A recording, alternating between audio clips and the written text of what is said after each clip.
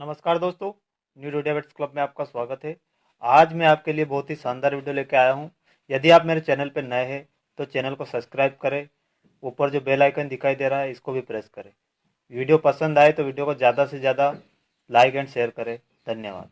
आज मैं आपको बताने वाला हूँ पशुओं में होने वाला न्यूमोनिया या इसको डेंचिंग नमोनिया भी बोलते हैं, इसके बारे में इस वीडियो में बताने वाला हूँ। आप वीडियो में अंत तक जरूर बने रहें। मैं बता देता हूँ, यह फेफड़ों के सूजन की एक बीमारी है जिसमें नाक से गाढ़ा गाढ़ा स्त्राव बहता है। कभी कभी तो कफ और खांसी या सांस लेने में कठिनाई भी होती है।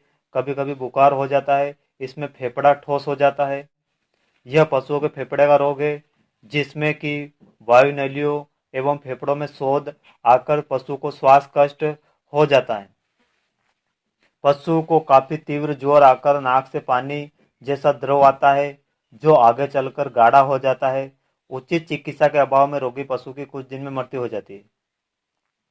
रोग के कारण मैं आपको बता देता हूँ, इस रोग के क्या क्या कारण है। इस रोग का जीवाणु न्यूमोनोकोई होता है जिसका प्रकोप सर्दी लगाकर होता है। ठंड लग जाने, भीगने या दवा पिलाते समय दवा का फेफड़े में चला जाना या ब्रोंकाइटिस के कारण यह रोग हो जाता है।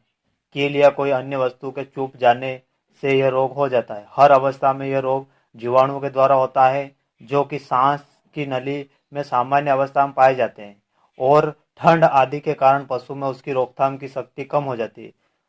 यह जीवाणु जोर पकड़कर बीमारी पैदा कर देते हैं। यह रोग संक्रामक बुखार जैसे इन्फ्लुएंजा के कारण भी हो जाता है। कभी कभी यह रोग विशेष संक्रामक रोग के कारण भी हो जाता है। गलत तरीके से दवा पिलाने से औषधि फेफड़े में चली जाती है जिससे ड्रेंचिंग नमोनिया हो जाता है। देखो, ड्रेंचिंग नमोनिया में कभी कभी पशु की जान बचाना मुश्किल है। कभी कभी पशु की मृत्यु हो जाती है। यह बहुत ही खतरनाक और गंभीर बीमारी है। यदि लगातार लगातार ब्रोंकाइटिस काफी समय तक बनी रहे और उसकी चिकित्सा न की जाए तो पशु को निमोनिया का रोग हो जाता है। फेफड़ों पर बाएं आघात लगने से भी शोथ आकर निमोनिया हो जाता है। इसके अतिरिक्त वातावरण में एकाएक परिवर्तन, अचानक भीगने तथा बुढ़ापा के कारण भी बीमारी सहन करने की शक्ति क्षीण हो जाती है। ये रोग के फैलने में सहायक होते हैं। रोग फैलने के कई कारण हो सकते हैं। रोग कई प्रकार से फैलता है। मैं आपको बता देता हूँ, श्वास नली के द्वारा रोग के जीवाणु श्वास नली द्वारा फेफड़ों में पहुंचकर बीमारी पैदा करते हैं। रोग के लक्षण मैं आपको बता देता हूँ, जानवर खांसता है और उसे सांस लेने में दिक्कत होती है। शरीर का टेम्परेचर बढ़ जाता है और छाती को दबाने से पशु दर्द महसूस करता है। कभी कभी नाक से स्त्राव में खून भी मिला होता है। नाड़ी जल्दी जल्दी चलने लगती है। पशु को कब्ज हो जाता है। पेशाब पीला तथा थोड़ी मात्रा में आता है। आंख का कंजक्टाइवा कंजक्टेड हो जाता है। आला लगाने से फेफड़ों में डलनेस पाई जाती है।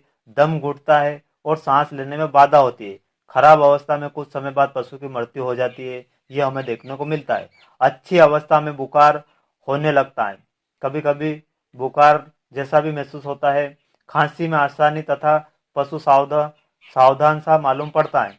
कुछ कुछ केसेस में पशु को भूख भी लगने लगती है। पशु बुरी तरह खाने की कोशिश करता है। आरंभ में आला लगाकर सुनने पर फेफड़ों की आवाज सुनाई पड़ती है, पर बाद में कफ के भर जाने से आवाज सुनाई नहीं पड़ती है। नाक से स्राव अधिक होता है। यदि ताप एकाएक गिर जाए तो मृत्यु के खतरे का सूचक होता है। चिकित्सा के रूप में मैं आपको बता देता हूँ इसमें क्या क्या ट्रीटमेंट करना चाहिए, क्या क्या चिकित्सा करनी चाहिए, सारी जानकारी मैं आपको बता देता हूँ। रोग की आशंका होते ही पशु को शुद्ध, साफ एवं हवादार स्थान पर अलग पशुओं से बांध देना चाहिए। ध्यान रहे पशु को सीधे हवा के झोंके न लगे। उसे कंबल, टाट या कपड़ा ओढ़ाकर रखना चाहिए जिससे उसके शरीर गर्म बना रहे। इस रोग में दस्तावार तथा नाल से पिनाने वाली औषधियां नहीं देनी चाहिए।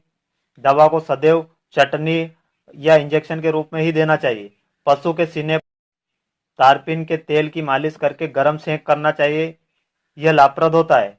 या छाती पर मस्टर्ड प्लास्टर लगाना चाहिए। दिन में 2-3 बार रोगी को तारपीन तेल या टिंचर बेंजन को भाप निकलते हुए गर्म पानी की बाल्टी में डालकर बफारा देना चाहिए। देखो, बफारा देने से पशु को बहुत जल्दी आराम मिलता है। बफारा बंद कमरे में सिर के ऊपर एक कपड़ा ओढ़ा कर देना चाहिए।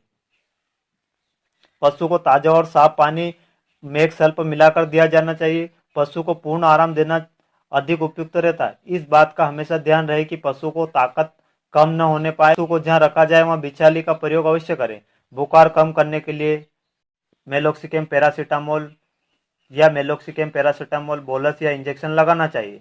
खांसी आने पर कैप्लोन पाउडर आता है या केट कप आता है, इन दोनों में से किसी एक का प्रयोग हमें दिन में कई बार चटाने के रूप में दें। अथवा नौसादार 15 ग्राम, एमन कार्ब 8 ग्राम, शुद्ध कुचला 4 ग्राम, मुलेठी 10 ग्राम, गुड़ आवश्यकता अनुसार मिलाकर चटनी रूप में सुबह शाम चटाना चाहिए। दवा गोल करना पिलावे इस कार्य के लिए कप कोन, वेट कप आयुर्वेदिक पेंटेड होस्टिया है। इन्हें बड़े पशुओं में 30 ग्राम एवं छोटे पशुओं में 10 ग्राम की मात्रा में दिन में 2 से 3 बार गुड़ के साथ चटनी में बनाकर देना चाहिए। इंजेक्शन के रूप में मैं आपको बता देता हूँ, सेप्टेक्शन प्लस सल्बेक्टम इंजेक्शन 4.5 ग्राम का हमें 2-3 दिन तक लगाना चाहिए। इसका इस बीमारी में बहुत ही शानदार रिजल्ट है। इसके साथ में हमें CPM 10 ml IM लगाना है। इसके साथ में हमें बेलामिल, यह भी 10 ml IM रूट से लगाना है। इसके साथ में यदि पशु को बुखार है तो मेलोक्सी कैम प्लस पैरासीटामोल का इंजेक्शन हमें 15 से 20 ml यह भी। स्वास्थ्य लाभ होने पर पशु को रिंटोज अथवा डेक्सट्रोज सीरा द्वारा देना चाहिए। पशु को हल्के पौष्टिक हरा चारा, दूब, घास आदि स्वादिष्ट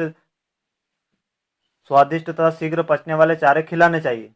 इसकी रोकथाम में आपको बता देता हूँ, न्यूमोनिया का आक्रमण बड़े पशुओं की अपेक्षा छोटे पशुओं में शीघ्र हो जाता है। दूध पीने वाले बछड़ा बच्चियां इसके शीघ्र प्रभावित होते हैं, अतः पशुओं को साफ सुथरे स्थान में शीत से बचाकर रखना चाहिए।